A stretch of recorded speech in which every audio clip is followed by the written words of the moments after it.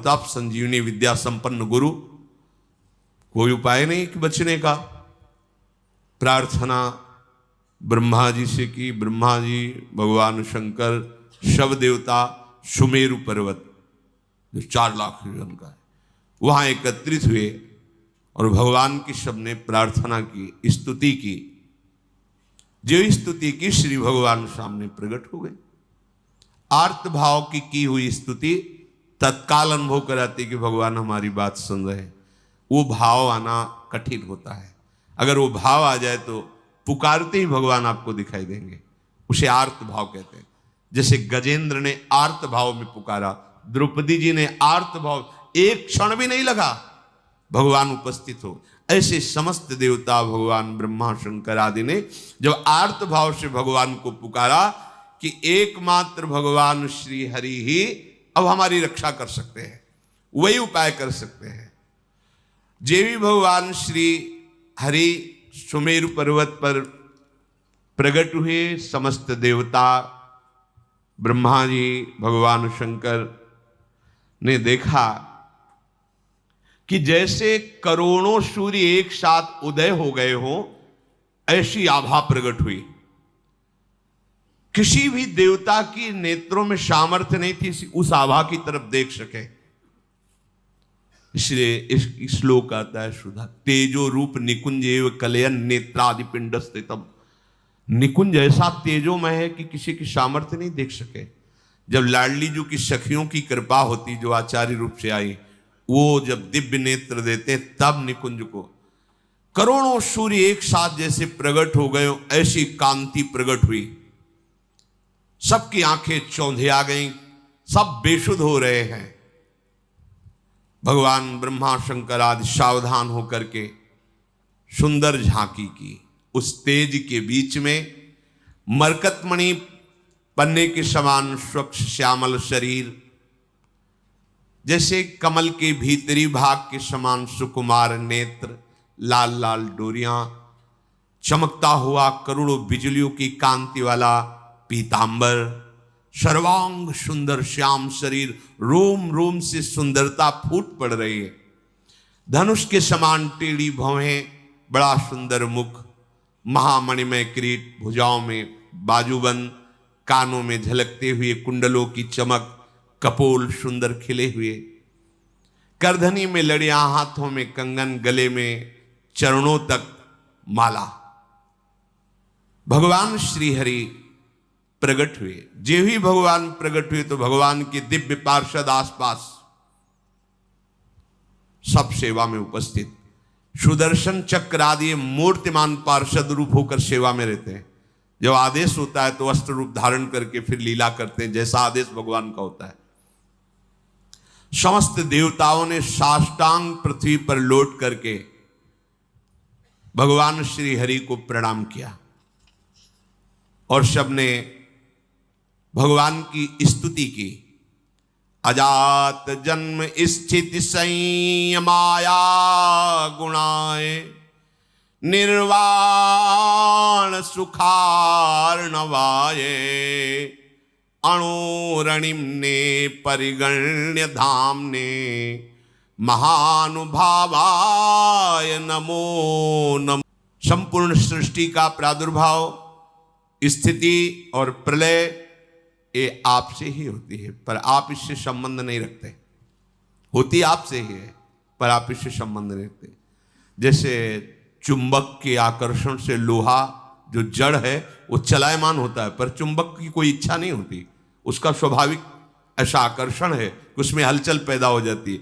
ऐसे ही श्री भगवान की सामर्थ्य से सृष्टि का सृजन, पालन, लय होता रहता। भगवान निर्लेप है, निर्विकार है, प्राकृत गुणों से रहित एवं मोक्ष स्वरूप परमानंद के महान समुद्र, सूक्ष्म से भी सूक्ष्म और महान से भी महान, हे परमेश्वरशाली प्रभु श्री हरि, हम आपको बार बार नमस्कार करते हैं। समस्त देवताओं ने भगवान की स्तुति की और कहा, प्रभु आप ही हमारे रक्षक हैं। जब कोई विशेष संकट पड़ता है तब आप हमारी रक्षा करते हैं।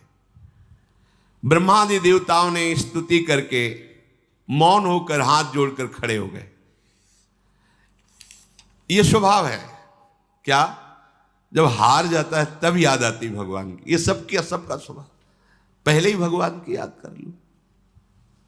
पर वो जब किसी ऐसी विपत्ति में फंसता है कि कोई सहयोगी नहीं होता, तब भगवान की याद आती है। सब हाथ जोड़कर खड़े हो गए। समस्त लोकों के एकमात्र स्वामी भगवान श्री हरि ने कहा, ब्रह्मा, शंकर और समस्त देवताओं, सावधान होकर सुनो, ये मेरी सलाह है, इससे तुम सबका मंगल होगा। इस समय तुम्हें यह समझना चाहिए कि गुरु की कृपा है दैत्यों के ऊपर। तुम युद्ध में परास्त नहीं कर सकते। गुरु मेहरबान तो चेला पहलवान। भगवान कह रहे हैं तुम परास्त नहीं कर सकते। असुरों पर काल का एक छत्र कृपा प्रसाद है, क्योंकि वो गुरु सेवा में है, शुक्राचार्य जी को अनुकूल किए हुए हैं। उनकी इस समय कोई भी अभ्युदय या अवनति नहीं कर सकता। हमारा विचार है कि इस समय तुम्हें अस्त्र शस्त्र रहित होकर उनकी सभा में जाना चाहिए, नमस्कार करना चाहिए, उनसे मित्रता करनी चाहिए और फिर एक बड़ा कार्य का अनुष्ठान करो। जब तुम्हारा कार्य सिद्ध हो जाए फिर तुम भले उनसे लड़ाई करना।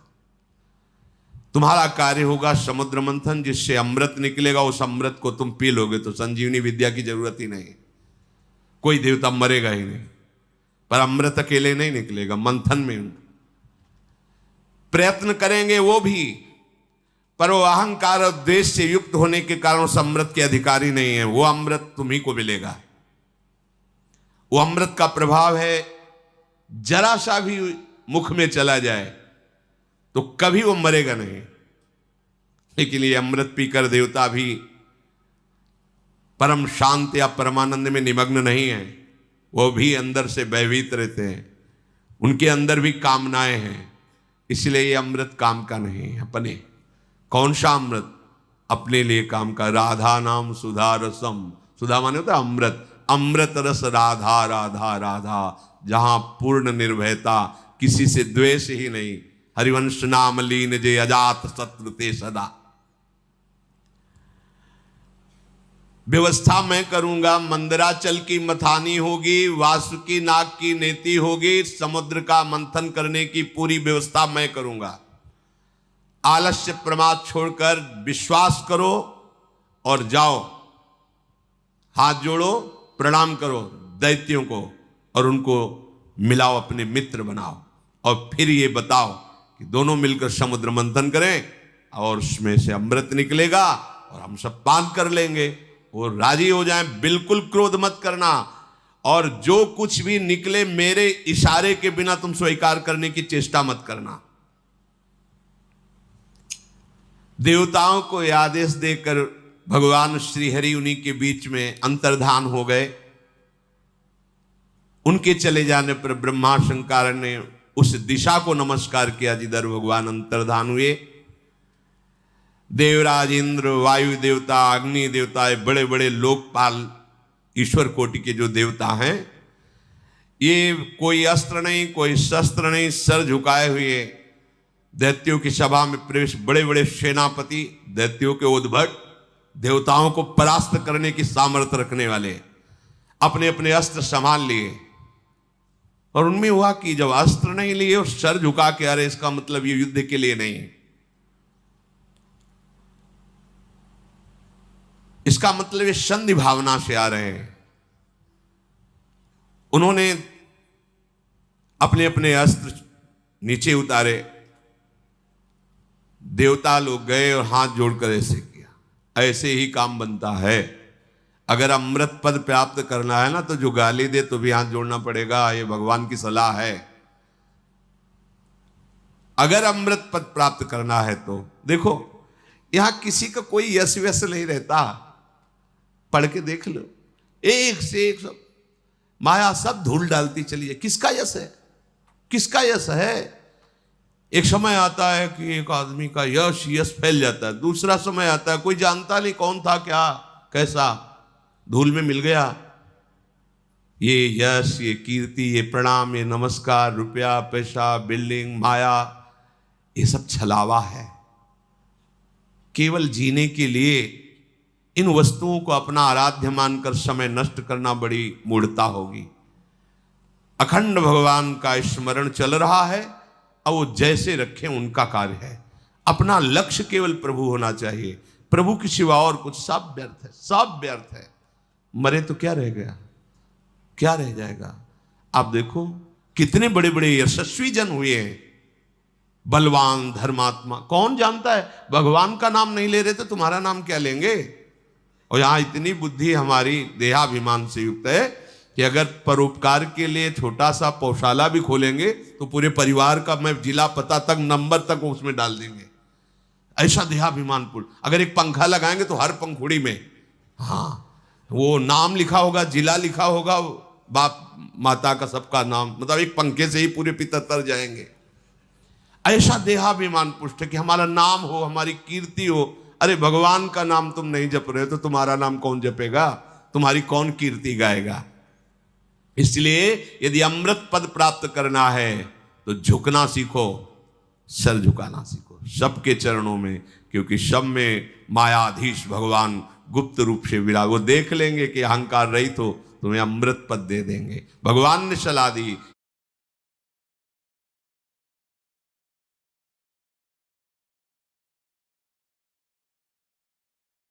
यदि तुम्हें अमृत पान करना है तो तुम्हें सर झुकाना पड़ेगा। इसीलिए भगवान के भक्तों को देखो, कितना भी सताया जाए कभी विरोध नहीं करते। जोई जोई प्यारो करे सोई मुहि भावे। समस्त संपत्तियों से सेवित असुर सेनापतियों से सुरक्षित उस सभा में देवताओं ने कहा कि हमारे मन में एक विचार आया है, क्या आप लोग सहयोग करेंगे। हम दोनों मिलकर के यदि समुद्र मंथन करें और उससे अमृत निकलेगा, पक्का निकलेगा, हमें विश्वास है क्योंकि भगवान ने बताया था। अगर आपको जचे तो आप स्वीकृति दे दो तो उपाय किया जाए अमृत मंथन का। तो वहां शंबर, अरिष्ट नेमी, त्रिपुर निवासी बड़े बड़े बलवान दैत्य बैठे थे। उन्होंने कहा अमृत मिल जाएगा तब तो सब बढ़िया बात बन गई। अब इसमें समझौता की क्या बात है, हम सब एक ही है, चलो समुद्र मंथन प्रारंभ करते हैं। सबने मंथन के लिए स्वीकृति दे दी, समुद्र मंथन के लिए। भगवान ने बताया था कि मंदराचल की मथानी होगी, 11,000 योजन ऊपर, 11,000 नीचे। एक योजन का मतलब 4 कोस, 11,000 का मतलब 11 का मतलब 44,000 कोस, 44,000 कोस ऊंचे। और नीचे मूल जड़ भी 11,000 उखाड़ के लाना है समुद्र के समीप, और इसकी मथानी बनानी है। मंथन किसका हो रहा है, समुद्र का। अब बड़े बड़े बलवान देवता दैत्य मंदराचल को ललकारते हुए, गरजते हुए उखाड़ तो लिया पर फिर संभाल नहीं पाए तो सैकड़ों देवता और दैत्य चटनी बन गए, इतना बड़ा पहाड़। अब देवताओं ने भगवान का स्मरण किया कि प्रभु शुरुआत से अमंगल शुरू हो गया, और डर गए सब कि अब ये तो घटना इतनी घट गई, इसी में हजारों देवता दैत्य पिस गए तो कैसे काम चलेगा। भगवान जिनकी पंखों से सामवेद उच्चारण होता है, उन गरुण जी के ऊपर विराजमान मंद मंद मुस्कुराते हुए आए जो देवता दानों चकनाचूर हो चुके थे।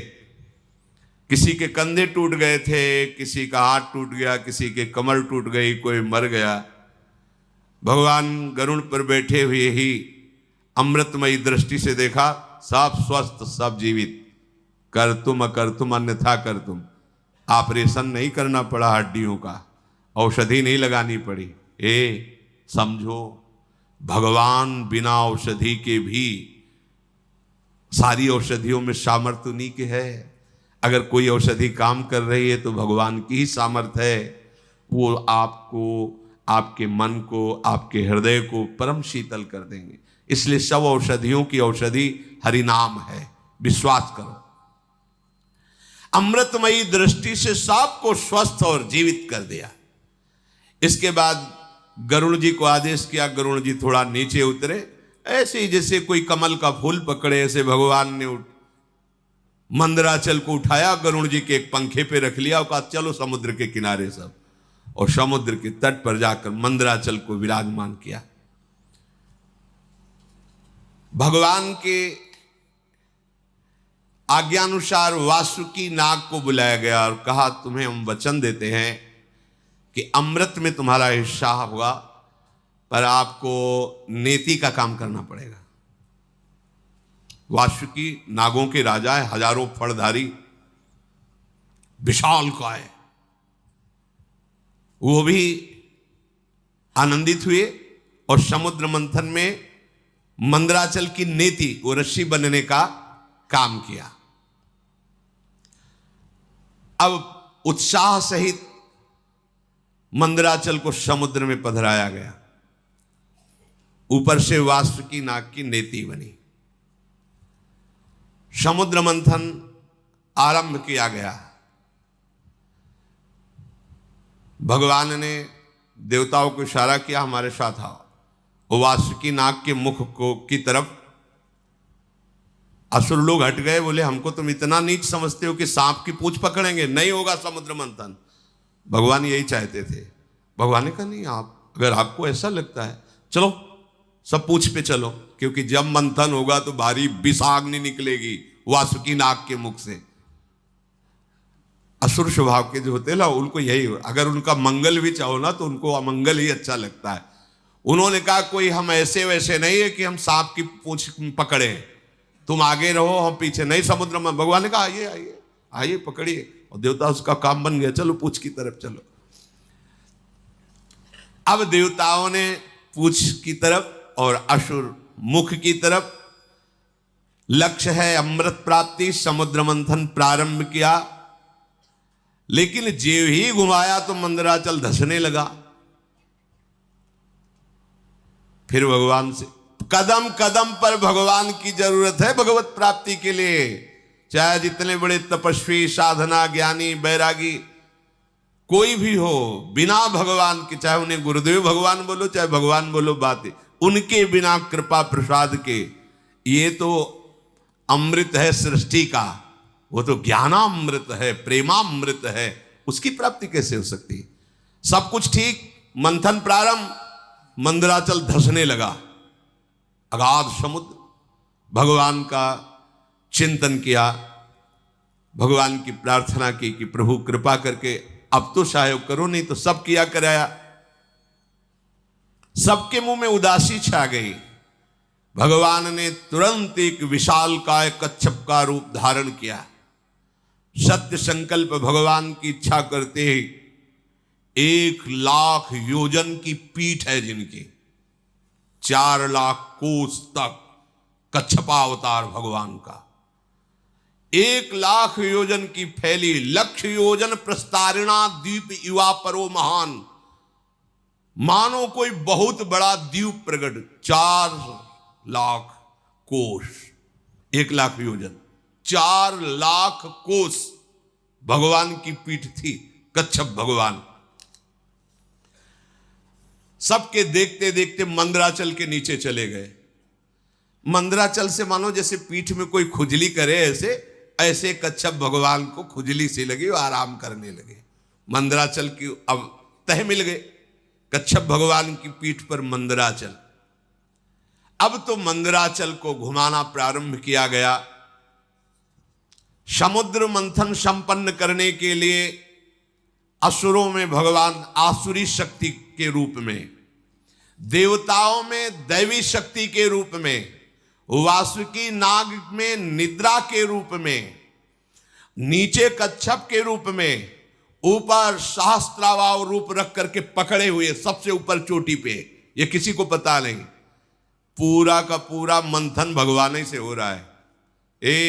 इसीलिए कहते हैं अहंकार मत करो, साधना तुमसे नहीं हो रही, भगवान करा रहे हैं। बात को समझो। लग रहा है कि देवता और दैत्य कर रहे हैं, शुरू से अभी तक देख लो, सलाह देने वाले, मार्ग बताने वाले, व्यवस्था करने वाले, और फिर अमृत का हरण भी होगा तो वो भी छुटा के तुम्हें पिलाने वाले। अगर भगवान श्री हरि का आश्रय नहीं लिए तो ये तो प्रकृति के मंथन से, प्राकृतिक ही तो है समुद्र, और यहां ज्ञान समुद्र के मंथन से प्रेमामृत का पान करना है। इनमें बिना जगत गुरु श्री कृष्ण के कौन विजय प्राप्त कर सकता है? बोले इसमें गुरु की क्या आवश्यकता है? तो चल के देख लो, मिल जाए तो बता देना आके। आज तक किसी को मिला हो, इतिहास साक्षी हो तो बता देना। अब समुद्र मंथन बड़ी दृढ़ता से प्रारंभ हुआ। जेवी समुद्र मंथन प्रारंभ हुआ, वासुकी नाग के मुख से विष उगलना प्रारंभ। सात देवता सुरक्षित है पूंछ की तरफ, दैत्य झुलस रहे हैं। देवताओं की तरफ देख रहे हैं तो हल्की हल्की फुहारें आ रही हैं शीतल। क्यों? भगवान के जिस पक्ष में है उनके पक्ष में हो ना, तो वहीं विष की ज्वाला और वहीं शीतल फुहारें। भगवान कह रहे समूहम सर्वभूतेषु, देखो समूहम, जो नीचे की पंक्ति में कहा जो मेरा भजन करता है, पक्षपात ले लेते हैं भगवान। क्षुब्ध हो गया समुद्र, भारी मंथन प्रारंभ हुआ। ऐसी विष के धुएं निकलने लगे, व्याकुलता बढ़ गई। भगवान ने तत्काल शीतल जल वर्षा का आदेश किया कि अगर ऐसा तो फिर कैसे समुद्र में, पग पग पर विघ्न है, भगवान न हो तो साधना सिद्ध ही नहीं हो सकती। भगवान की प्रेरणा से दिव्य बादल आकर के वर्षा करने लगे, शीतल सुगंधित वायु चलने लगी, सबकी जान में जान आया। अजित भगवान स्वयं मेघ के समान सांवला शरीर, पीतांबर धारण किए, कानों में मकराकृत कुंडल बिजली की तरह चमक रहे हैं। विश्व विजयी भगवान देवताओं की तरफ खड़े होकर स्वयं मंथन कराने लगे। अब बड़े वेग से मंदराचल घुमाया जाने लगा। समुद्र में खलबली मच गई। समुद्र ने भी हाथ जोड़कर कहा कि महाराज मेरे तो प्राण ही चले जाएंगे। बोले तुम भी धैर्य रखो, सहो, तुमको भी अमृत का छींटा मिल जाएगा। अमृत के लोभ से देखो, और ये अमृत देवता पीकर भी किस सुख को प्राप्त कर रहे हैं, देख लो। ये नामामृत, लीला अमृत, इसके सामने कुछ नहीं। ब्रह्मा जी रोज प्रणाम करते हैं भगवान के भक्त को।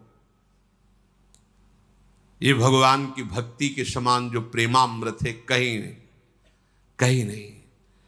जो अमृत पिए हुए देवता, उनसे भी श्रेष्ठ मानव देह कहा गया है। देव दुर्लभ ही होनी कही गई। क्यों? क्योंकि इसमें तुम नामामृत का पान कर सकते हो, ज्ञानामृत का पान कर सकते हो, प्रेमामृत का पान कर सकते हो। अब तो जे ही मंथन शुरू हुआ तो हलाहल विष निकला।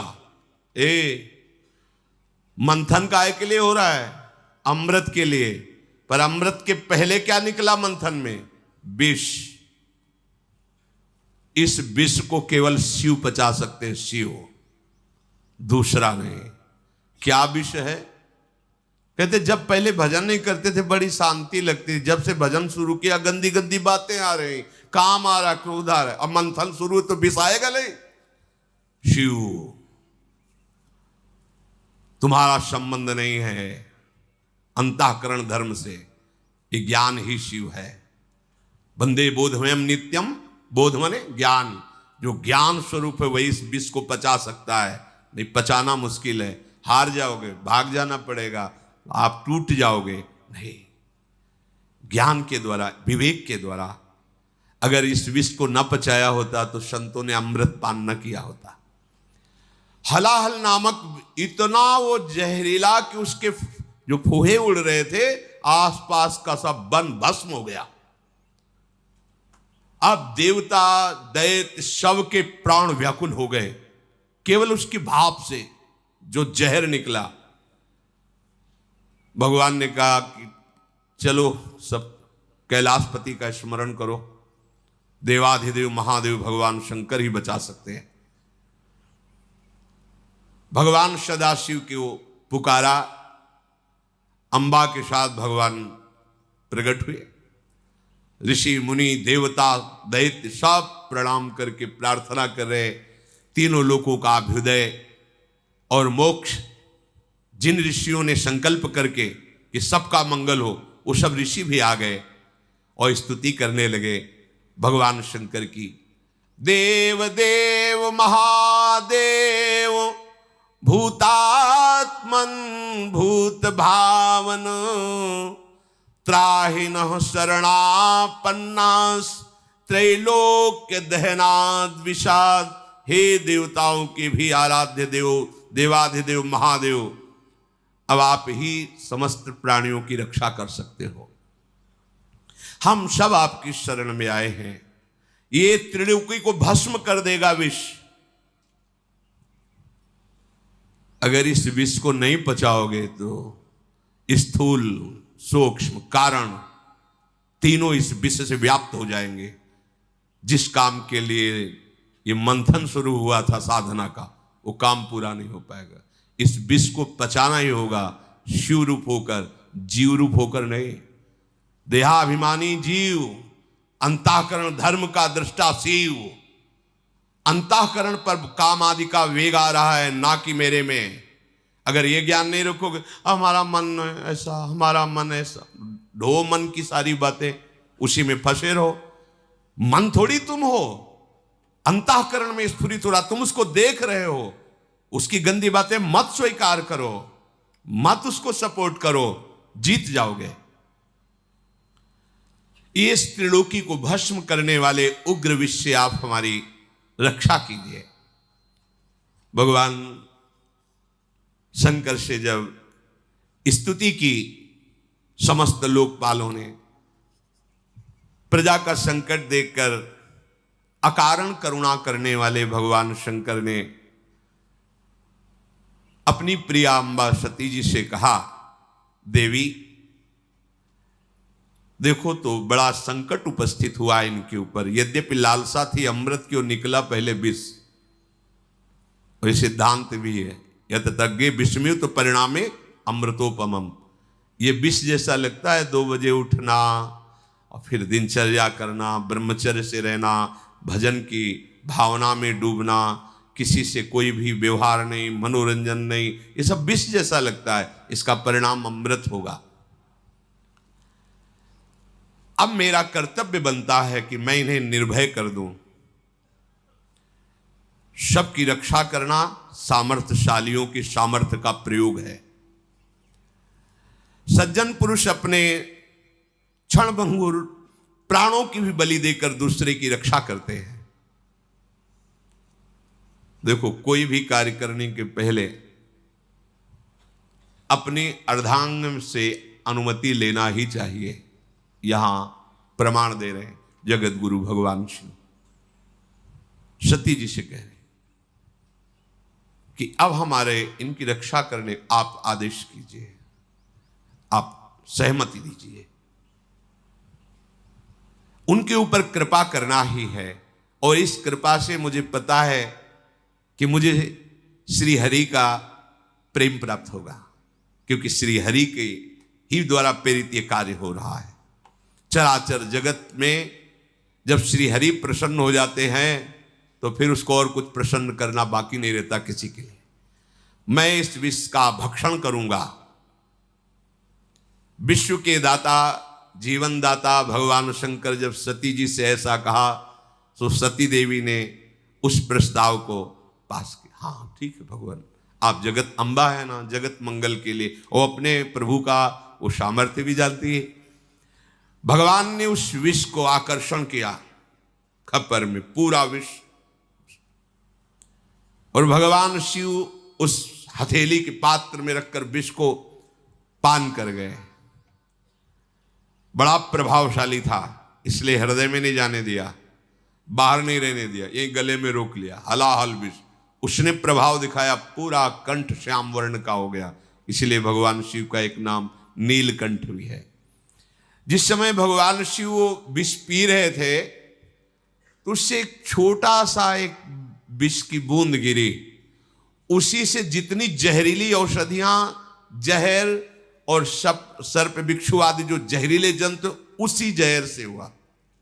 अगर पूरा जहर होता तो क्या होता, सब भस्म हो जाता त्रिभुवन। भगवान शिव ने उसे गले में रोक लिया। फिर मंथन प्रारंभ हुआ, आगे की चर्चा है। ये समुद्र मंथन है। बिना हृदय मंथन किए भगवत प्राप्ति के अमृत पद को कोई प्राप्त नहीं करता। एक संजीवनी विद्या के लिए उन्होंने जीवन को दांव में लगा दिया। एक अमृत प्राप्ति के लिए जो लोकवत है, देखो कैसा, और आप भगवदामृत पान करने के लिए कितने मजबूत होने चाहिए। इससे किसी ने कुछ कह दिया, आप रो रहे हो, कोई थोड़ा विघ्न आ गया, भजन छूट गया, उदास बैठे हो, भगवान तुम्हारी क्या यही भगवत्ता है, एक सुख सुविधा दी थी वो छीन लिया, अब कोई हमारा नहीं रहा वो छीन, ये सब बहुत नीचे स्तर के। तुम बहादुर हो, ऐसे सूरवीर हो कि त्रिभुवन में तुम्हारे कोई कदम को लड़खड़ा न सके, रोक न सके भगवत प्राप्ति, क्योंकि सहयोगी हमारे प्रभु हैं। देखो ना, समुद्र मंथन में अगर प्रभु ना हो तो प्रारंभ ही नहीं होता। ऐसे ही तुम्हारे भगवत प्राप्ति को अगर प्रभु स्वीकार न किए होते तो प्रारंभ ही नहीं होता। यही सर आवत अति कठिनाई, राम कृपा बिनु आई न जाई, गृह कारज नाना जंजाला, तेति दुर्गम शैल विशाला। बाढ़ पहाड़ जैसे हैं ये घर परिवार के मोह ममता, इसको जो लांघ कर तुम आए हो ना, तो हरि ने तुम्हें घसीटा है। वही अमृत पद तक सहयोग करते हैं और वही अमृत पद के रूप में मिलते हैं। इसलिए साधक को कहा जाता है कर्ता भाव छोड़ो। ये मत सोचो कि आप कुछ कर रहे हो, आपसे प्रभु करा रहे हैं। जैसे समुद्र मंथन में सब कुछ प्रभु कर रहे हैं। मंदराचल लाने वाले, सलाह देने वाले अर्थात प्रेरणा करने वाले, फिर मंदराचल को लाने वाले, फिर मंदराचल को रोकने वाले, फिर ऊपर से मंदराचल को दबाने वाले, वासुकी नाग में निद्रा के रूप में, देवताओं में दैवी शक्ति के रूप में, असुरों में आसुरी शक्ति के, वही सब रूप में कर रहे हैं। हमारे जो भी भागवतिक साधना होती मेरे प्रभु मेरे हृदय में बैठकर करा रहे हैं। कर्ता भोक्ता भाव नष्ट हो जाएगा, अमृत पद की प्राप्ति होगी। भगवान ही इस विषैले काम क्रोध आदि से हमारे को बचाते हैं, अपनी सामर्थ्य नहीं। कभी किसी को अहंकार नहीं करना चाहिए। यदि जितेंद्री हो, धर्म से चलते हो, भजन कर रहे हो तो भगवान की कृपा से कर पा रहे हो। अगर उनकी कृपा का छत्र हट जाए तो अभी आपको दिखाई देगा आप कुछ नहीं हो, कुछ नहीं हो।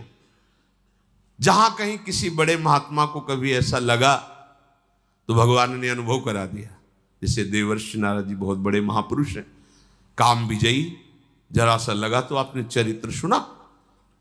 दुर्वासा जी बड़े महान महात्मा है, कोई साधारण थोड़ी, भगवत स्वरूप है, लेकिन जरा सा अहम आ गया तो देखा त्रिभुवन में भागे घूमे।